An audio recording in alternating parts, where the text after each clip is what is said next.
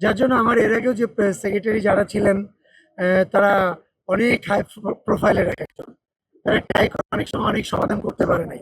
But আমি এবার চিন্তা করেছি যে সমাধানগুলা করলে আমার সমিতির মেম্বারদেরকে অনেক বেশি প্রফিট হবে। তারা সুন্দরভাবে সমিতিতে যে তারা একজন সদস্য হিসাবে আছে সেটা প্রাউড ফিল করে তারা বলতে পারবে। এরকম কিছু কাজ নিয়ে আমি তাদের সাথে ডিসকাস করেছি, যেটা হয়তোবা নতুন কিছু কিন্তু অনেক কঠিন কিছু না, যেটা হয়তোবা আমরা খুব চেষ্টা করলেই হয়তোবা তাদের জন্য ভালো কিছু করতে পারবো। এরকম বেশ কিছু কাজ আমরা করেছি।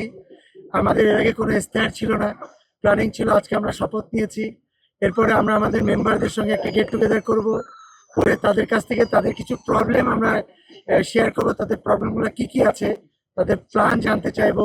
এই প্ল্যান থেকে আমরা যে প্ল্যানগুলো অ্যাকচুয়ালি আমরা এক্সিকিউট করতে পারবো, ট্রাই করলে সত্যি এটাকে আমরা একটা ফলাফলে আনতে পারবো, এরকম 20টা প্ল্যান নিয়ে আমরা কাজ করব, প্ল্যান করেছি এটাই। এখান থেকে 10টা প্ল্যানও যদি আমরা সাকসেস করতে পারি, তাহলে আমার মনে হয় আমার মেম্বাররা অনেক বেশি আমাদের কাছে হ্যাপি থাকবে। আর আমি আগামী 2 বছর, আমার টার্গেট না, আমার টার্গেট 1 বছর,